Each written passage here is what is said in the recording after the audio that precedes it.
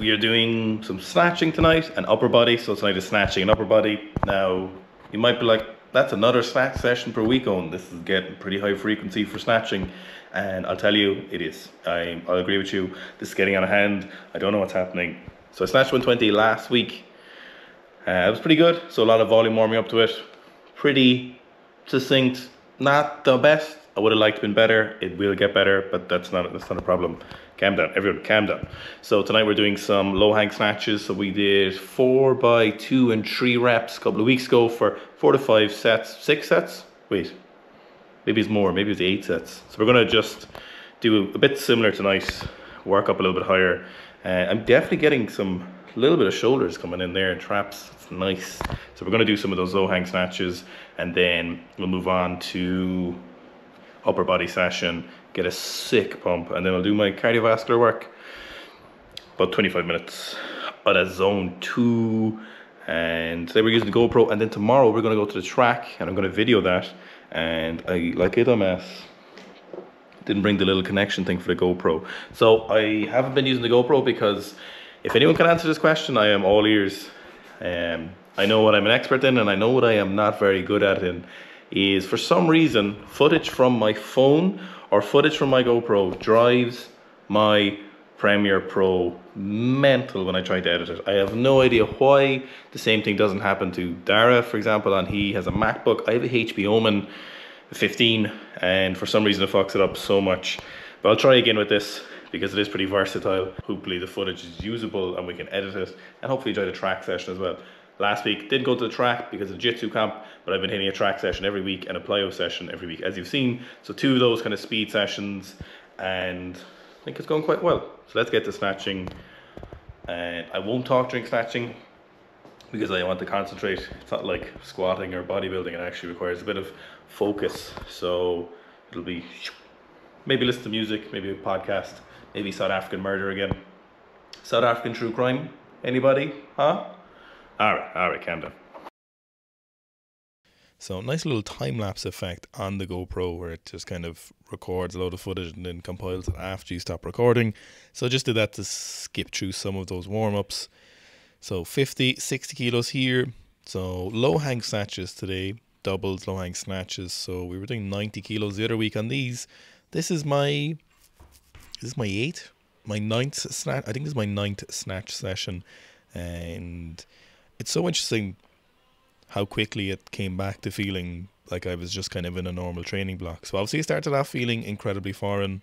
The overhead position feel terrible. Hips are still a little bit tighter. Well, actually, it's not really the hips. It's the overhead position that's limiting it. And it feels like it's in my hips, but my hips couldn't be more flexible in terms of the bottom position. So here we are with 90 kilos for some doubles in the warm-up. So just feeling this out. Obviously, because we've done 90 kilos already for the low hang snatch double and a few sets of triples. We didn't really want to be repeating that session per se. So I got a few of these in. Still a little bit of residual fatigue from the weekend, from the Jiu-Jitsu camp, and then I did Jiu-Jitsu day before this, and I was squatting immediately again on Sunday. Nothing major, but just wanted to warm up thoroughly. So moving on to 100 kilos here, and you'll see these get progressively better.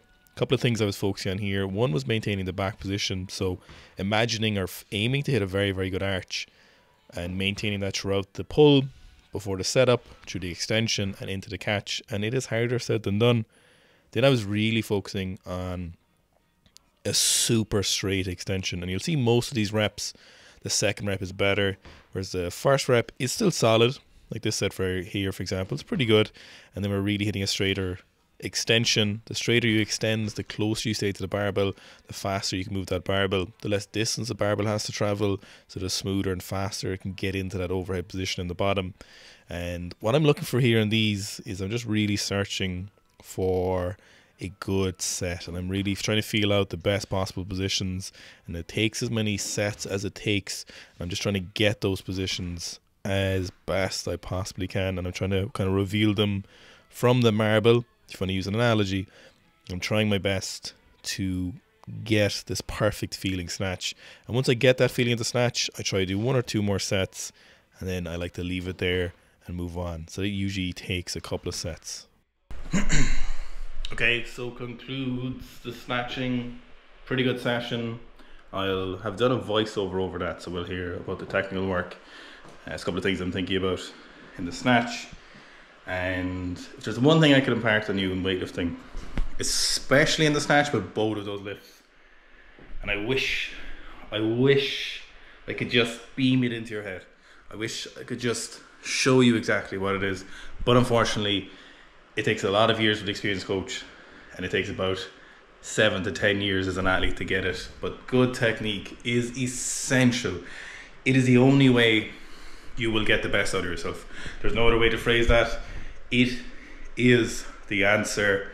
Perfect technique is the answer. Not less perfect technique, not kind of technical, very strong.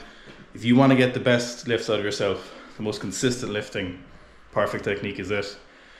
You might never attain it, but getting as close to there as possible is the answer. I'm never more convinced of that.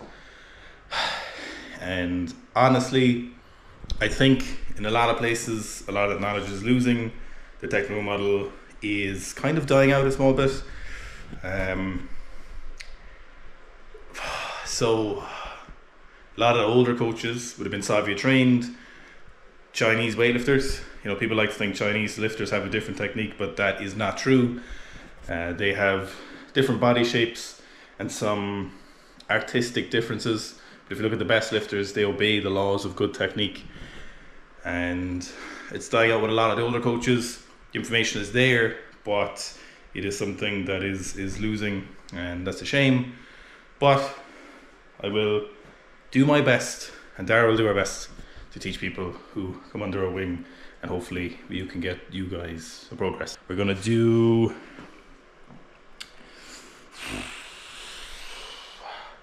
what are we gonna do? Barbell rows, and let's do some barbell rows and strict press. Here we are with the bodybuilding section. So Tuesdays was the upper body session, exclusively upper body and cardiovascular work. But because we've started doing a bit of extra snatching, it fits in nicely on that day.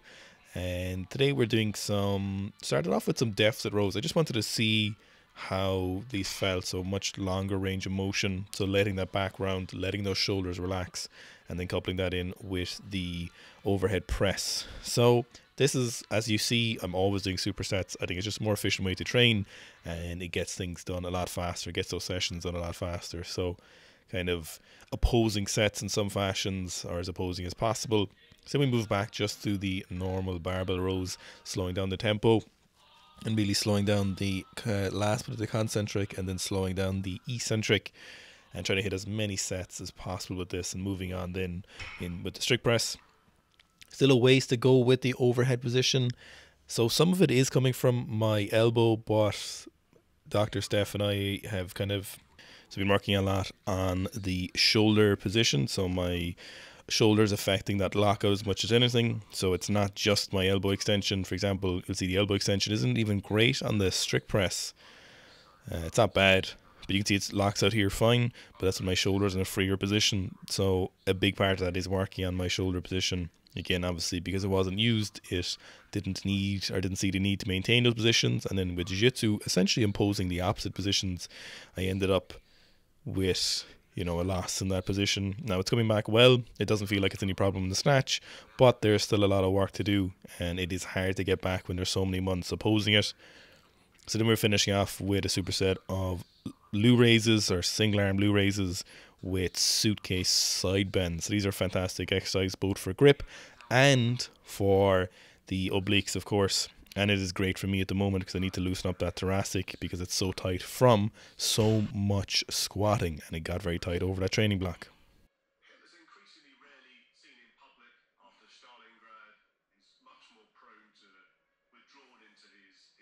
So moving on to the track session the day after, we are essentially doing the same track session every single time I go to the track. So this is my 7th track session of the year so far. 7th track session ever, really. So focusing on very thorough warm-up. So I'm looking for warming up my hip flexors and hip extensors. So making sure they are very thoroughly ready to do some action and to be pliable and start moving fast. So typically I'll do about 6 to 8 lengths of this, approximately the kind of 40-yard distance that I'm doing. Then I'll usually jog very, very gently back, still using the non-spiked shoes, so whatever I'm wearing. At the moment I'm still using the Strike just for this session, and I find they're a little bit spongy for the track, so it's okay. Then sometimes if I still feel like it's tight, a little bit of lunging, but not too much. We don't want to be kind of fatiguing the muscles overly when you are moving into the sprints later. So then just jogging back very, very, very gently and making sure I'm thoroughly warmed up. So for the track sessions, unless it's a very high speed maximum day, you don't necessarily need to be too concerned about doing a little bit too much extra warm-up. Obviously, if it's only taking 10 minutes, an extra few minutes isn't going to kill you. You know, it's not like an hour-long warm-up or something stupid. So then I like to proceed into the kind of distance I'm looking for, and then slowly opening up a little bit further, or as for me, opening up as much as I possibly can in my capacity at the moment. So just every length, still wearing those Strike shoes or those running shoes, not wearing the spikes just yet, trying to open up slightly more, not really heading for any major speed, just trying to aim for the technique, focusing on the knee position, then moving on with the spikes. So just aiming to kind of get used to that feeling, still practicing sprinting. For me, I am obviously very, very, very new to this in terms of my body. Now, running is something I've obviously done for years, playing field sports for something like 14 years, so running and sprinting isn't a major issue. But as far as I'm concerned, and as far as I'm treating this, sprinting on a track with spikes is new to me. So the sprinting, my body isn't new to sprinting, my body isn't new to running, but I'm treating it like, you know, you would if you're learning the snatch or learning jiu-jitsu or anything new, really slowly easing into it. So there, we're just getting about 8 to 10 sets, about a minute and a half. We're going for like 60, 70, 60% speed maybe. Just, I'm trying to be really consistent with the speed, really consistent with my technique that I'm using, and then I'm trying to practice the 3-point start. So much better today with this, and I'm trying to just hit that distance, open up as much as possible. I can feel myself opening up more each week, which is great, but there's still a long way to go with that. It's still not very, very loose. And then just last one, just aim to hit a little bit of a stronger start, so push off a little bit harder, and then try and keep a similar speed throughout. So track sessions are going well. Programming wise, there's nothing crazy to change on those. It's just, for me, it's a familiarity, changing body comp and practicing of the sprinting will improve my speed right now. So don't necessarily need to worry about any track sessions. Thankfully, in terms of programming, just do the same thing for a couple of weeks, and then we can start worrying about details of track and if there's other issues that I need to work on. But for now, I will improve drastically doing this, which is very, very, very, very useful. It's great that I'm in that position, so I get that kind of low-hanging fruit. And then we can start recording times, seeing what I'm doing, how those times are going. At the moment, I'm just trying to make them the same thing, feel the same, and then the rest can be worried about.